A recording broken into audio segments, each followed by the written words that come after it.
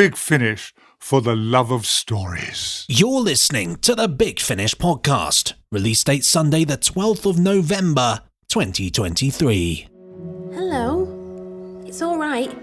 We're not going to hurt you. Meep. Meep. My name's Sharon. Sharon. What's yours? Meep. Meep. Not much of a name, is it? Meep. Bit weedy. That's fudge. Ignore him, Meep.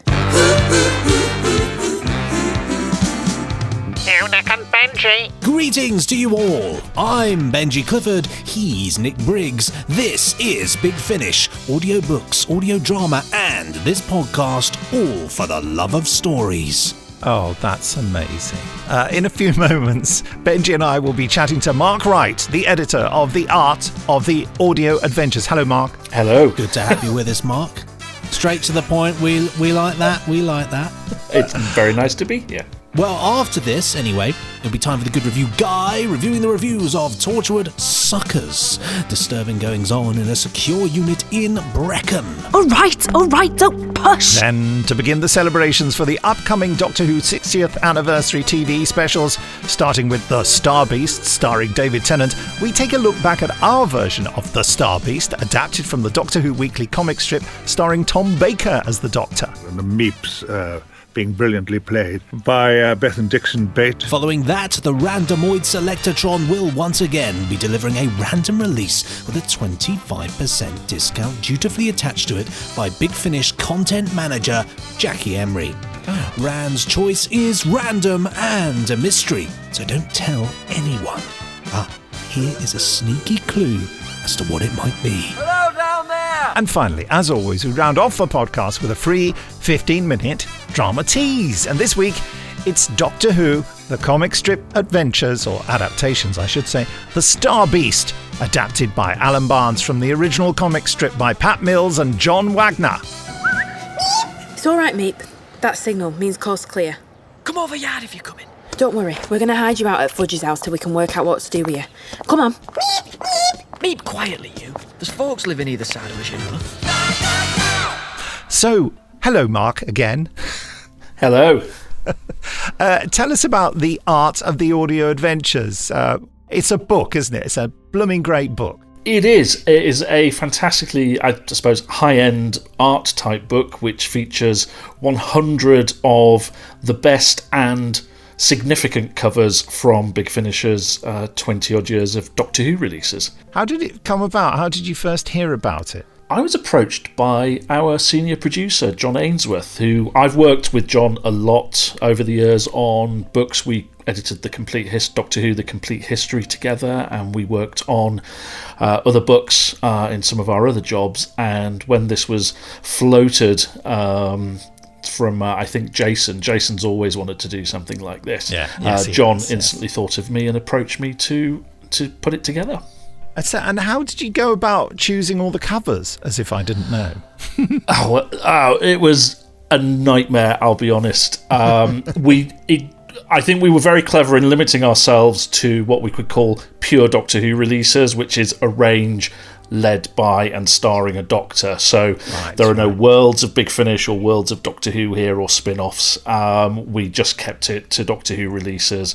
And it was a case of whittling down from... I mean, they're hundreds in themselves, and whittling that down to 100 was tricky. But we got there, and you know that was the process that I think I enjoyed. And even then, that was changing quite close to delivering the final book. But it's just been a delight to delve into this. Did you ask people? I think I was asked for some recommendations, wasn't I? Did you ask people generally for recommendations, or did that just happen to me?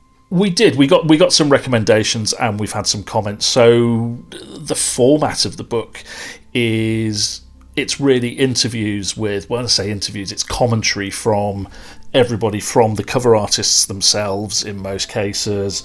We've got producers, writers, directors, and we have some doctors who've given us their recommendations as well, which is really lovely. And it's just been, for me, it was time travelling back to the very early days of Big Finish, where I was present at the creation of a lot of those very early covers because I was a flatmate of Clayton Hickman, who did a lot of those early covers. So I was there throughout the creation of those. So this was a real trip down memory lane for me, and it just shows, we're an audio drama production company, but so this is a way of telling a visual history of Big Finish, which was my approach to it, really. What do you think fans will get out of it? I think it's just a way of being able to revel in this artwork at a larger size and in beautiful high resolution and without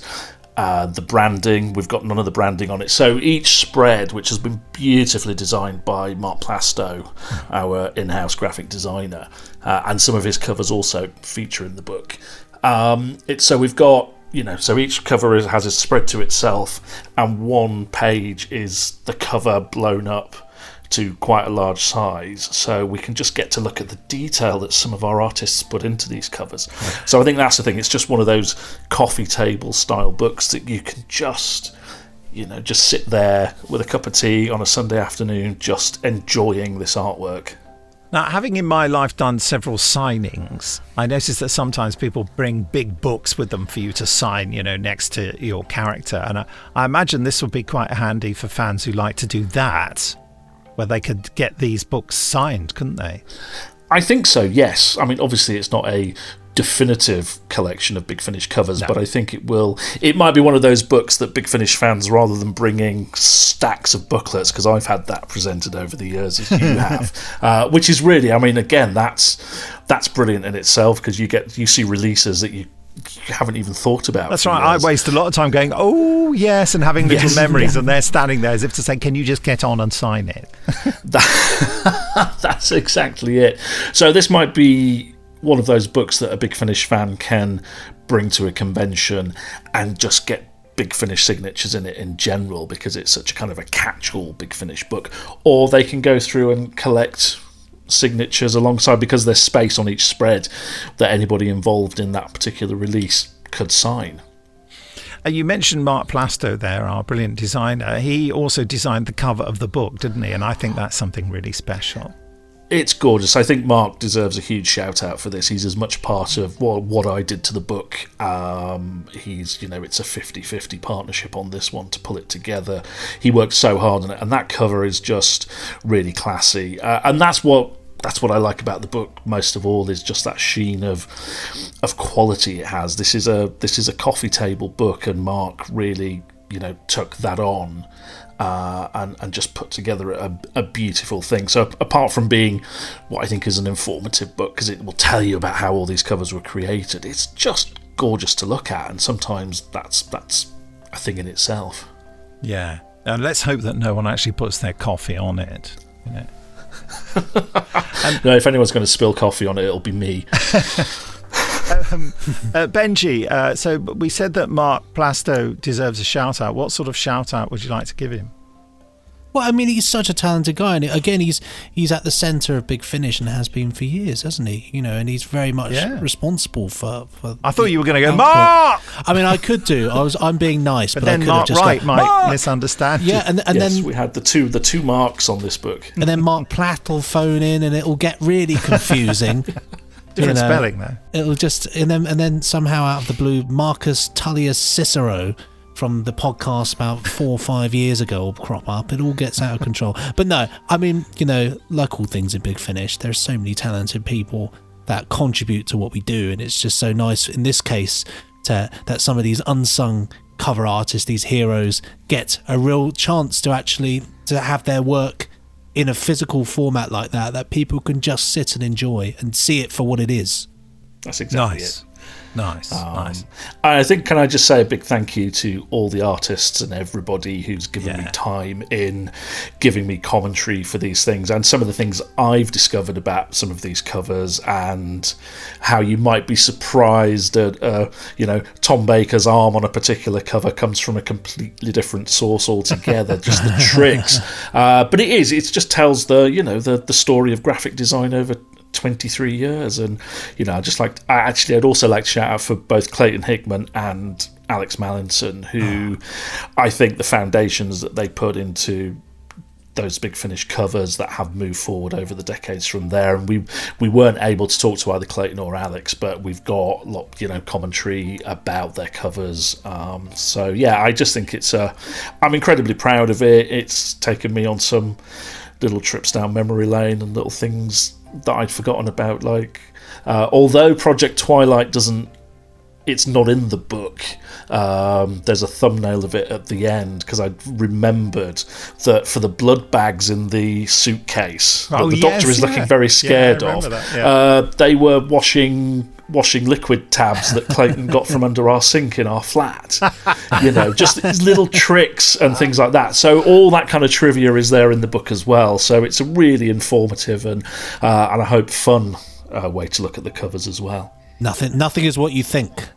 Let's say that there aren't any of my bad little scribbles in it that I occasionally do.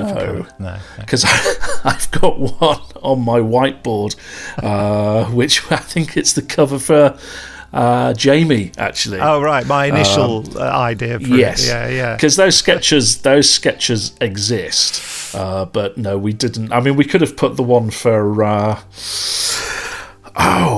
Snowmobile, Third Doctor on the Snowmobile. Oh yes, the and now I can't remember the title of it. Right, I'm going to have to look this up. All right, hold on. So we could have put that one in there. We do have one of Chris Naylor's sketches for the Inchiton incident for First Doctor Adventures Volume 1, because we've got Chris's gorgeous cover for that in there. So we've got painted covers too. So it really covers everything from the early days of those early Photoshop days to, what artists like Claudia Gironi are doing, and Chris as well. Because I really wanted Claudia's cover for Beyond War Games in there. Yes. Yeah, it's one of my favourites. Kaleidoscope is the one with the memories. And I think, although I have been able to get my favourite of my own Big Finish story covers in there, which I'll just shout out for, which is The Church and the Crown. Oh, yes. Which I think is one of Clayton's best. I mean, it's got the Fifth Doctor in a musketeer's hat. And I think, what's not to like about that? It's still, even after 20-odd years, that still really, shouts out to me as my favourite and brings very happy memories as well. Very stylish, yes. Well, Mark, thank you so much for coming and being on the podcast. It's a pleasure. It's my first time. Is it? God, well, it won't be your last, I'm sure. Yeah. It's the book, the Doctor Who, The Art of the Audio Adventures, is out on Wednesday, the 15th of November. It says here. Before you go, Mark, just, people probably know that you're a writer and a producer for Big Finish. What are you up to at the moment that you can talk about, that you're allowed to without me editing it out? Well, I mean, coming up next month, I've got a War Doctor Begins episode that's out in December, but other things, I don't think it's a secret, we're working on more First and Second Doctor adventures, of which I may be writing on, but as ever, there's very little I can talk about in specifics. Same. But First and Second Doctor, we've got great plans for the Second Doctor at the moment, where I'm very much in the depths of that at the moment, and that's too. Really exciting. Yes, no, we're cooking up things then, and then thinking, how are we going to get out of this one? But that's the fun of it. That is the fun of it, and always will be at Big Finish. And I'm, in Doctor Who's 60th anniversary year, here we are, 20 odd years into Big Finish, and it never gets old for me. It's still a lovely thing to be involved with, and so thank you for that. Well, and thank you for all the brilliant stuff you do. Right then, time now for the Good Review Guide, reviewing the latest positive comments about Big Finish productions to help recommend them for you. And as promised, this week we're looking at Torchwood Suckers from Big Finish Productions. Torchwood Suckers. All right, don't push. New patient from Brecon. So, Shireen. So, who's asking? Now, Shireen, you're being detained under Section 3 of the Mental Health Act. Do you understand? Yes. I didn't think I'd have to share. Who the hell's she? Now, Shireen, step back, calm yourself. But look at the state of her, just sat in the corner. She's very heavily medicated. You'll get no trouble from her. Now, we'll do a proper tour in the morning after you've had your cornflakes. But until then, welcome to Chelmsley Grove. We have such a laugh here. Honestly, we're a good bunch. So get some kip and nanite.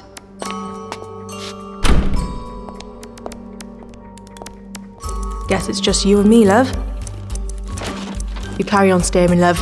I'm gonna get some shut-eye. Tashika. Tosh. And you need to get out of here. This hospital is infested with what? Aliens. Aliens, is it? Well, I'll handle Leela for that. Nada. Big Finish. For the love of stories. Just go to bigfinish.com and type suckers into the search pane at the top to find this one. First up, warpedfactor.com. Tony Flyer and the Flying Circus says suckers. Typed his name wrong again. Well, it's in there as that. It's probably Tony Filer, son of Bill Filer. I'm pretty certain it is, yeah. Suckers gives you way more than you may have been bargaining for, and it gives it to you through an A++ script. Some superb performances and a creeping multi-level horror in the best traditions of the most challenging Torchwood. There have been lots of great Torchwood stories in 2022, but this is something on a whole other level. Go get it before the suckers get you. He's got this great turn of phrases, old Tony Filer, the son of Bill Filer from Claws of Axos. If you haven't been listening, that'll be new to you. The Exons, Doctor. DoctorWhoReviews.net. Kyle says the resolution highlights the ingenuity and determination that Tosh would continue to develop as Torchwood progressed on screen. Tosh is quite rightly shaken by what she uncovers and experiences here, and the real-world terrors complement the alien ones to deliver a wonderfully grim and resonant Big Finish debut offering from Stuart. That's the writer. Just want to check the writer's name. Stuart, as I suspected, Alexander Stuart. SciFiBulletin.com up next with Alastair Stewart, another Stewart, but spelled differently. This is yet another Torchwood release that works in every way. Lisa Bowerman is one of the best directors Big Finish work with, and she and Maury always do excellent work together. See also Lou Morgan's excellent The Vigil. The cast are uniformly great. Stewart's script embodies the show at its absolute best, and the ending lands far harder than you'd expect. Clear-eyed, enraged and aware, this is Tosh's darkest hour, but one of Torchwood's finest. 10 out of 10. Lovely review. I'm obviously swayed by the high mark, but another beautifully written review, I think. I thought so. Great writer, Alistair. Which reminds me, I owe him an email. IndieMacUser.com, Cavan Ghibli. No, I'm always doing this. Cavan Gilby. There we go. Why can't I get the L and the B round the right? I suppose it's like typing flyer rather than filer, isn't it? Many of Torchwood's... this is fascinating. We could go on, but I'm not going to. Many of Torchwood's best audio stories show that humanity is often a greater threat to its own development and existence than any alien threat. Ain't that the truth? And that's the harsh reality that Stewart, that's Alexander Stewart, gets... Are we all in a public school here calling everyone by their surname? Stewart, no talking at the back. Please. Just throw a bit of chalk at Alexander Stewart. Stop it. The harsh reality that Stewart gets across so well in Suckers. Put this alongside Lisa Bowerman's direction, capturing this sterile and empty atmosphere and a cast at the top of their game. Goal! Suckers is a really great entry into Tosh's audio pantheon and shows the breadth and depth of social commentary that Torchwood offers as a storytelling medium. 10 out of 10, back of the net. Listen, I love these reviews. They're great. You can't knock them. You can't knock them. And, this story has really inspired some great ones. So this has been a slice of positivity for you in the rather troubled times we live in. Next week, more reviews as we take a look at Doctor Who, the Sixth Doctor Adventures, Purity Undreamed. Coming up soon, the Randomoid Selectortron and a 15-minute archive drama tease from Doctor Who, The Star Beast. But before that, let's go behind the scenes with that adventure, released right back in March 2019. Okay, let's have a go at this. And cue. There's a mystery here. A starship in a geostationary orbit around the Earth. In this epoch? Yes. And that alien voice called me someone's accomplice. I wonder if there's anything up down below. Bingo! U, F, and O. Good thinking, Doctor. The Star Beast is, I think, the second ever Doctor Who comic strip in Doctor Who Weekly. I think all of us fans from them days, we remember it because of Beep the Meep, who was such a beautiful little creation, but actually horribly evil. I think we all knew that Meep was horrible right from the word go, really. Just like the Iron Legion, the style is very different. The style of storytelling, it does feel very much like a comic strip come to life. And certainly Tom Baker notices the difference. And I said when we were recording first with him on this one, I said, I was expecting an email from you, Tom. He went, no. I think he's got sort of used to the craziness we throw at him. But yes, it's a different kettle of fish, really, because also Alan is trying to capture the spirit of the comic strip, not just in a broad sense, but also by using some of the very specific lines, the things that Pat Mills wrote for the Doctor, were again not the sort of things necessarily that Tom Baker's Doctor would say, or certainly wasn't saying on television, but they were an extrapolation of what we knew of his character, and we could sort of well imagine him saying those things. It's strange, isn't it? Usually I have, big speeches where we have arguments about principles, and here you've got all these comic people and the meeps being brilliantly played by Beth and Dixon Bate, and the thing is that they're all doing it in a kind of a Yorkshire accent, which is a good accent for comedies. So is Lancashire.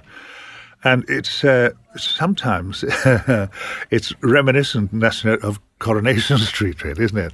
But of course there are monsters there, and I'm the know-all as usual, producing the whole thing. I think hinges on my sonic screwdriver, which gets funnier and funnier as the years go by. Certainly before the series got rebooted, I think, but I've always been slightly aware.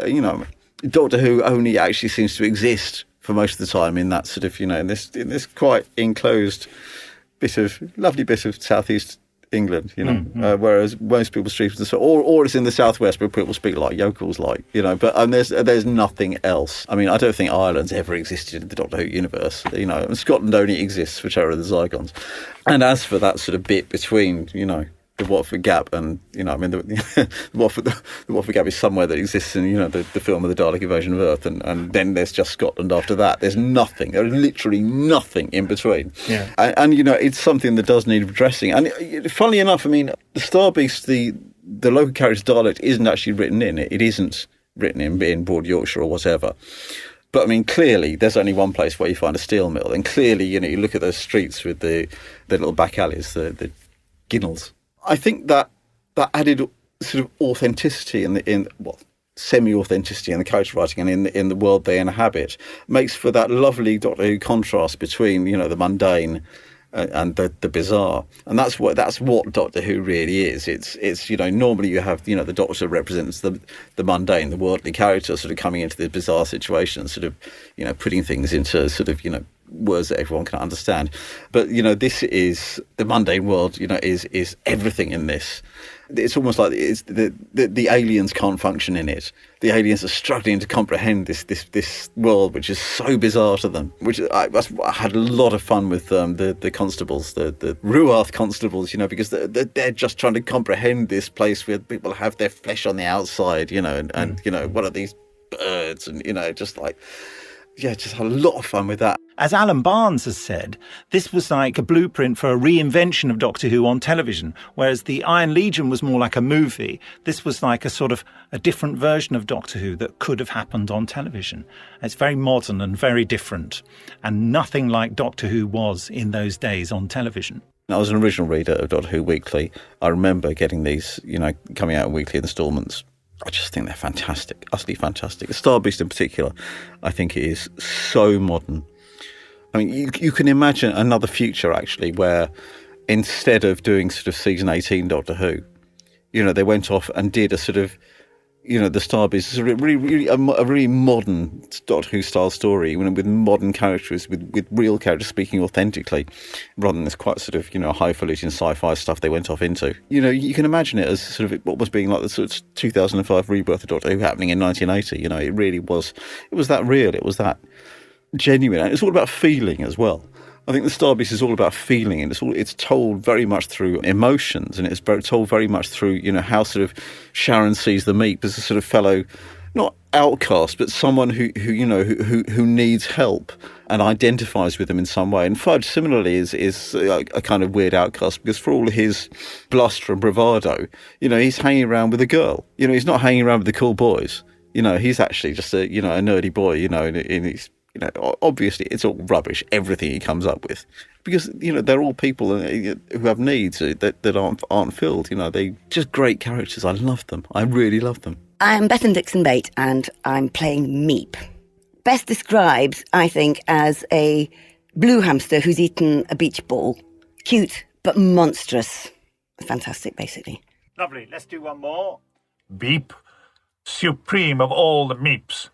A genocidal maniac wanted half the universe over. It wasn't my fault, Doctor.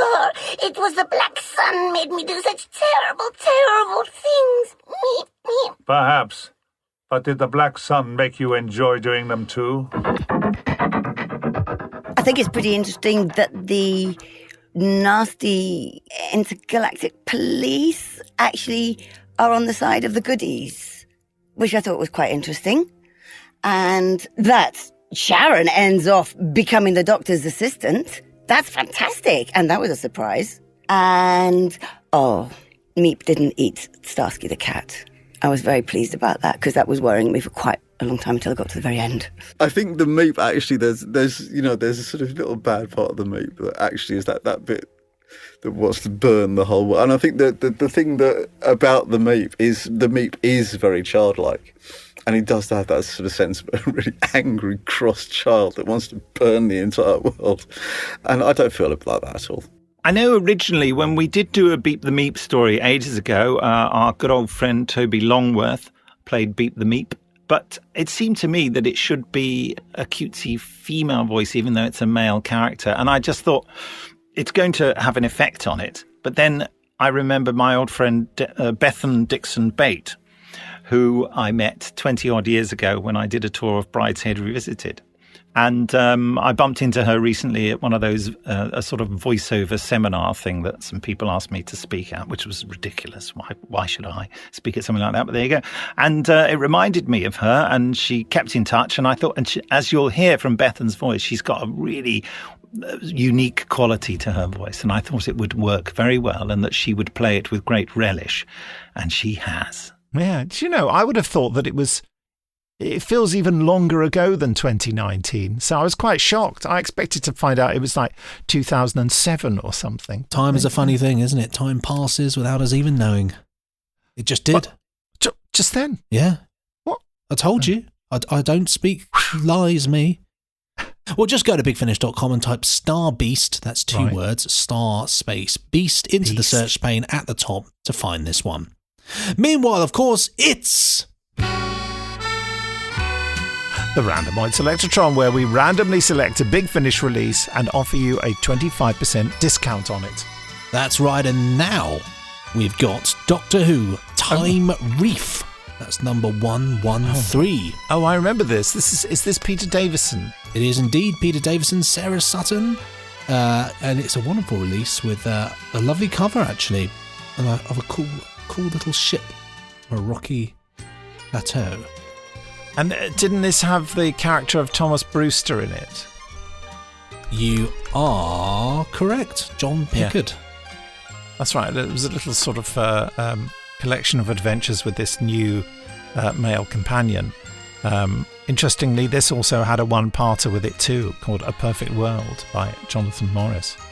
Who wouldn't want a perfect world? Thomas Brewster, for one. But anyway, here's the trailer. Something's coming through. I know that sound. It's him. He's coming back. It's the Doctor. Look behind me. Hello down there! In the dark before the dawn. You lied, Doctor. You tricked us. Hello down there! We trusted you, Doctor.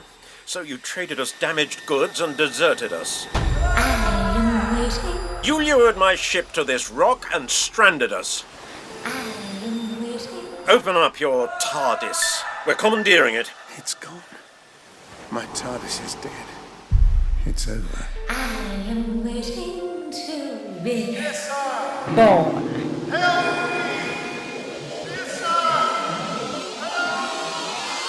Who are you? I was the rock. Who are you now? I am the hunter, and there is no escape. Quiet! In my old life, we fed new slaves on mud so they knew their place. And they didn't speak out of turn. Monsters ahoy! You idiot! You've led them here! You worm! The Rook will kill us all! Curse the Rook. And curse the damned Doctor who brought us here and abandoned us all to our fate! Yeah. Nicholas Farrell as well in it. It's a good cast. Very good It's cast. a great cast, yeah. Brilliant stuff. Mind you, I just wanted to go back to the Star Beast, actually. And it's I think it's really interesting that as something that gets mentioned in that behind-the-scenes thing is that Alan Barnes, the script editor, said to me that the Star Beast is like the perfect story for introducing a new era of Doctor Who. And isn't it interesting that Russell T Davies chose it to introduce a new era of Doctor Who? He thought that is a great story. And I know that, great minds. As you'll all find out, what Russell has done with it is very different. Our comic strip adaptation was very much as literal as possible an adaptation of the comic strip, whereas Russell has taken the core of the idea and done his phenomenal Russell T Davies thing with it, which I know is going to go down so brilliantly. But yeah, interesting that, I suppose it's part in of the fun, Doctor though, isn't it? Is the different ways in which one can approach a story.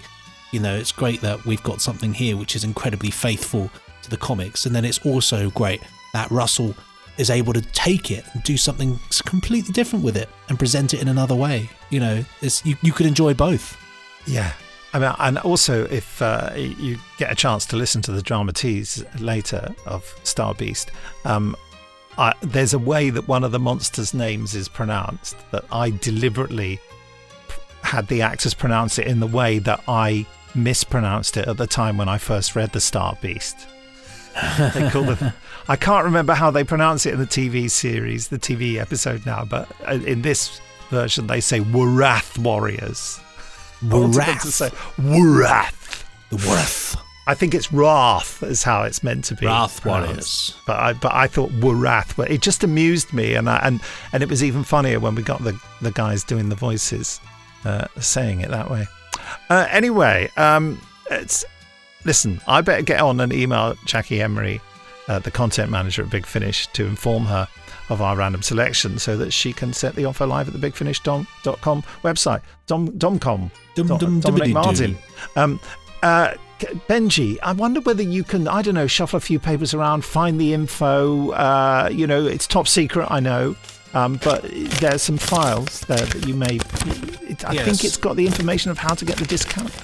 This is actually, this bit of paper you're hearing is a pre-folded bit of paper, because I was actually recording this very bit of paper for a Big Finish release. So wow! It's so that's genuine Foley fodder. That's genuine Foley fodder. It's an experienced actor, that bit of paper. It's already, it's actually my new stage name, Foley Fodder. Foley Fodder. My name is Dr. Foley Fodder. And if you want to access this wonderful discount, you just go to bigfinish.com. On the Foley Fodder website, head to podcasts in the podcast section, click read more, because you obviously want to read more, and then you click here and enter the code BUCKUP. The code is BUCKUP, all one word, no space, no full stop at the end, despite it being there with a full stop. BUCKUP, enter that in and you will get 25 wonderful % off of Doctor Who Time Reef. So just do it. Nicely done. I mean, I don't think I could ask for more. Well, you could ask for more, but you're not getting it. You know, Can't I have it always. 30%? No, you can't have it always. Come on. All right then. Well, spot on, Ran. Spot on. As of now, next week's podcast, which is out on the 19th of November, is called Defender Terrors, because it features the 10th Doctor Chronicles, Defender of the Earth, which is out on Tuesday the 21st of November, and the Doctor Who audio novel, The Box of Terrors. Yeah, that's out on Thursday the 23rd of November. Thursday the 23rd of November, that date. What is it about that date? We all know. Ashencore? Anniversary of the Battle of Ashencore? Oh, yes, that's right, yes. That's my little 40 Towers nod there. In the meantime, it only remains me to say that this edition of the Big Finish podcast was presented by me, Benji Clifford, and him, Nick Briggs. Nick also wrote, produced, and edited it, of course. Yes, and Benji and I did this for the love of stories.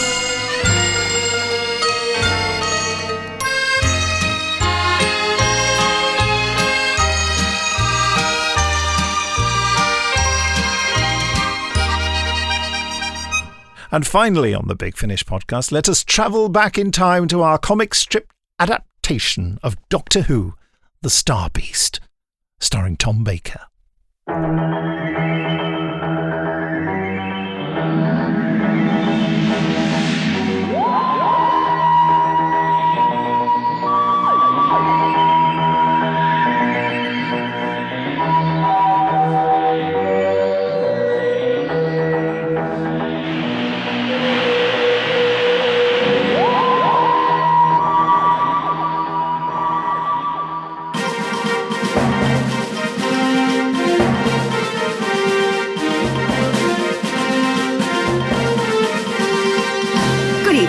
News at 9 o'clock on Wednesday the 20th of February 1980.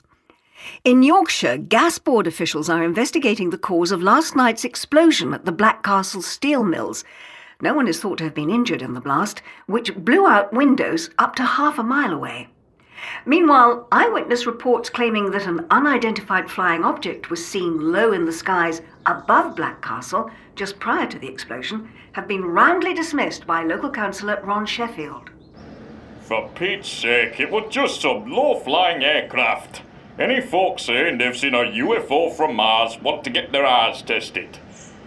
Believe me, Black Castle's last place on Earth aliens would want to visit. In other news, the Ministry of Defence report into the military manoeuvres that caused accidental damage to homes in the village of Stockbridge last October has been denounced as a white... See you later! I'm a monster. Fudge! You're a wazzock, that's what you are. Nearly scared us to death. Your face. Get yourself gone if you've just come round to be horrible. Oh, come on, Sharon. I mean it, Fudge. I'd sooner get to school on my own. Hey, I only came round to warn you. Warn me about what? Duh, the thing. The it. Creature from another world who's come to eat our brains. Ooh. Don't want to be hanging around with you then, do I? I'd have no chance if the it's got to choose between us. Hey, now who's being horrible? Look, just buzz off, will you? All right, Pax, Shar, Pax. Pax, then. He's still a wazzock, mind. It's true, though. About Monster. They even had it on news last night. No, they didn't. They said anyone who reckons they saw UFO wants to get their head examined. Debbie Kirbishley said her mum saw it while she was putting out cat. All on fire, she said it were. Fudge. Debbie Kirbishley said she met the Fonz in the Golden Egg that time and he asked her out. What? Yeah. Like the Fonz had asked Debbie Kirbishley out. Of course. He's in the Golden Egg all the time. Seriously, though, it weren't just her mum who saw UFO. And there's police blocking roads round the mills still. I saw them on their way around. Well, there would be. There's been an explosion. They're only saying that because they don't want to cause panic. But really, it's because they know there's an alien monster on the... What's up now? Sharon, what colour's alien blood, you suppose? I don't know. You're the sci-fi expert. Sci-fi? Won't be red, though, will it? What does it matter?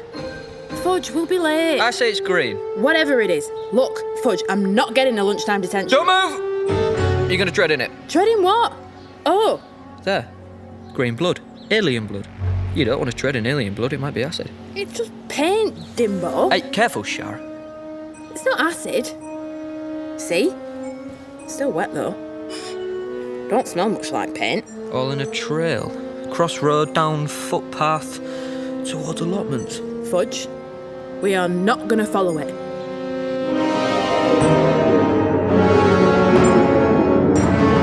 Hyperspace jump completed.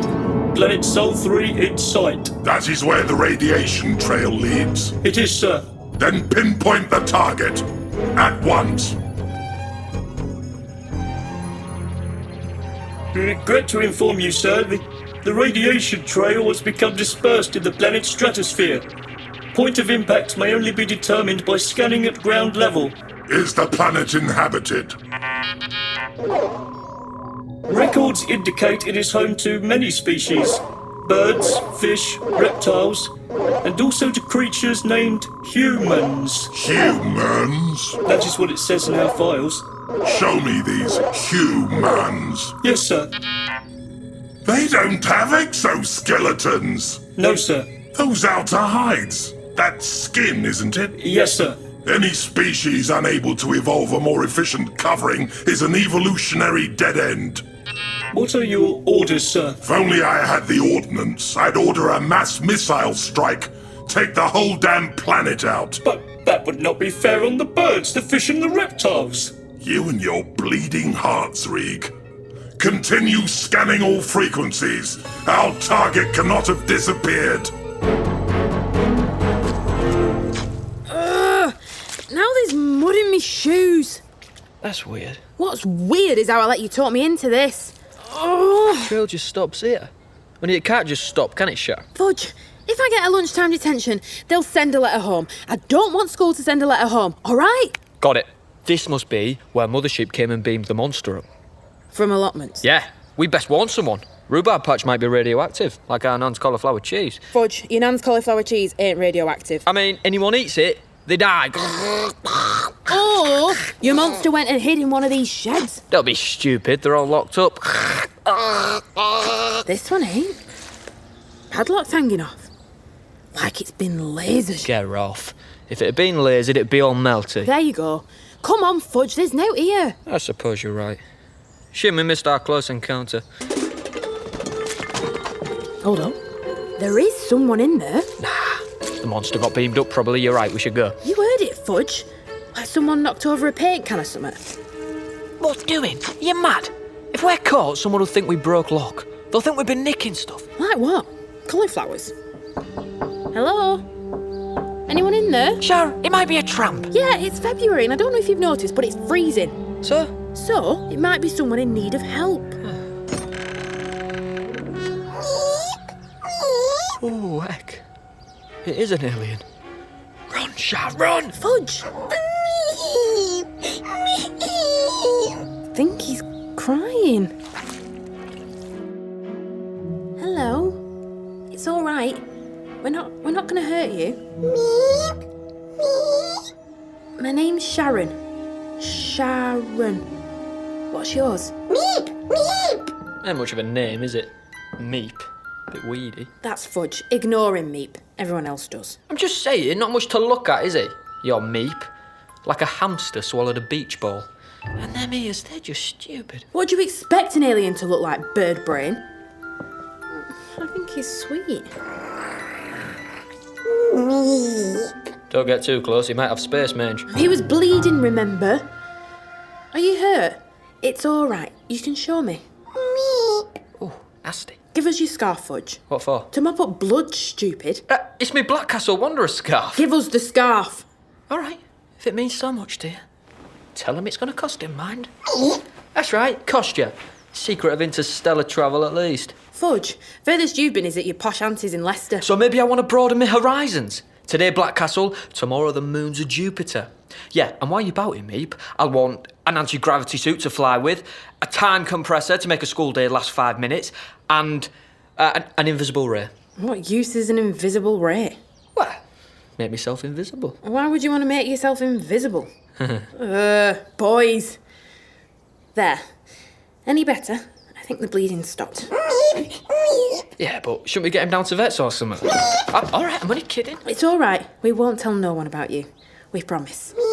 Be serious, shall we? Got to tell someone. I don't know, police or council or someone. No, fudge!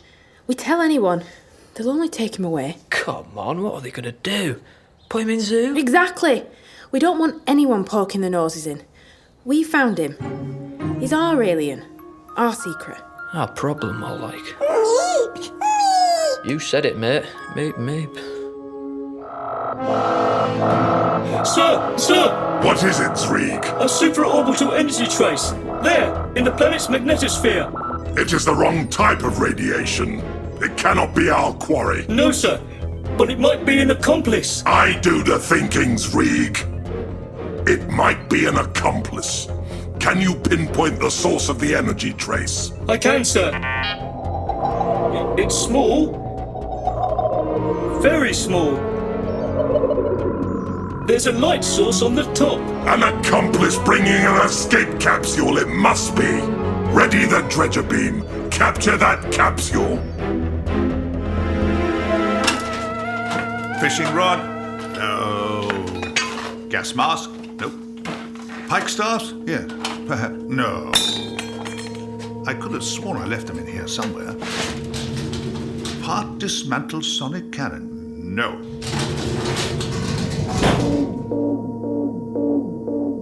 K9, get that, would you?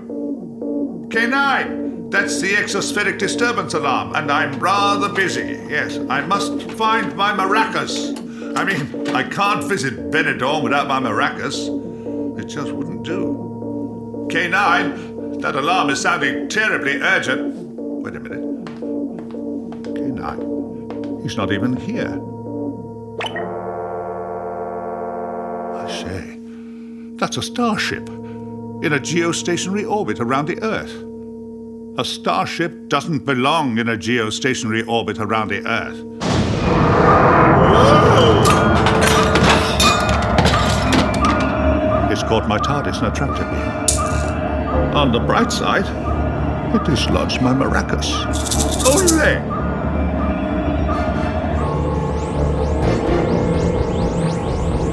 This is Zobroth. Now hear this, my warriors.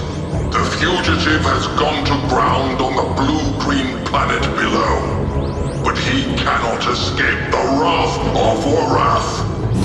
We have identified an accomplice of the target and intercepted their travel capsule. The fugitive is within our grasp. Zreeg, dredger beam off. Soon our mission will be over. Soon the beast will die. Hola! I said, hola! Look, whoever you are, the least you could do for a fellow whose space-time ship you've shanghaied is hola back. Yes, and while you're about it, it's as black as pitch in here. So put some lights on. Well, if you won't... Ah, that looks like a light switch. Now, what do? Push it, squeeze it, press it and turn it, perhaps, and... Oh! Goodness me, it's a person. I say, did I just press and turn your eyeball? Docking Bay Sentry. Suspected accomplice has made an unprovoked attack on your person. Who said that? Look, I didn't know it was this sentry person's eyeball, lit up like that and glowing yellow. It was practically begging to be pushed, squeezed, or pressed. Granted, the turning was a little unnecessary. Restrain him! Yes, sir. Yes. In the light of my TARDIS, it's all become clear. What a strange and powerful creature you are. And such interesting armor. Is that real, Kaitin? Please, let's introduce ourselves properly. I'm the Doctor, for the 4th time. Hello. Suspect is carrying grenades. Disarm him at once. Grenades? These are just my yes, actually, grenades. And if you don't call your sentry off, whoever you are, I'll drop them. Boom. What do you say to that, hombre? I'm sorry, clear your throat. No, I didn't quite catch that. Spit it out. Excellent, Sentry. Keep those tongue digits tight over its breathing membrane while you take the grenades from its grasp.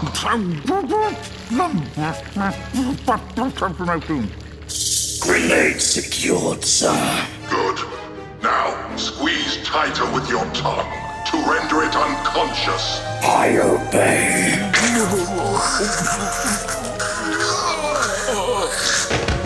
Creature is unconscious, sir. Then relax your tongue and remove the creature to the medical section. I have a plan. It's all right, Meep. That signal means course clear. Come over yard if you're coming. Don't worry, we're going to hide you out at Fudge's house till we can work out what to do with you. Come on. Meep quietly, you. There's folks living either side of us, you know. Through back door, hurry. Are you sure your mum's out, Fudge? It's wash day. She'll be down easy clean all morning. As long as she's not putting in a service wash. Oh, laddie-da, service wash. We aren't that posh. Besides, she goes for the gossip. Now in, Sharon, in. Through kitchen, into hallway, upstairs. Our room's first one along after the bathroom. It's all right. It's only Starsky. A cat. One of our earth mammals. He can't hurt you. So long as you aren't one of old man Loach's pigeons, anyhow. Starsky, mate, this is me. Be like that, then. Yeah, and keep off the main road. You remember what happened to Hutch? Come on, Fudge. We're late as it is. We don't want school thinking we're on the wag. They won't. There's a hole in the fence past Woodware Block. We can sneak in that way, then if anyone asks, say you've been in the bog all along. Girl's problem. What about you? I'll just tell them we had one of them packet curries last night. Look, just trust us. Meep's right. We can't leave him here all alone till home time. What if your mum finds him? She only dares enter our room once a week to gather dirty laundry. But it's wash day today, so she won't. You're going to be all right, Meep? We'll be back as soon as it's home time, I promise. Upstairs then, Fairbag. One thing, though. You better not do no weird metamorphosis or out in my bedroom. Some of us have got to sleep in there, you know. Operate Zogroth on this humanoid. Those are my instructions, surgeon. But its skeleton is inside its body. I don't know where to begin. Big Finish for the love of stories.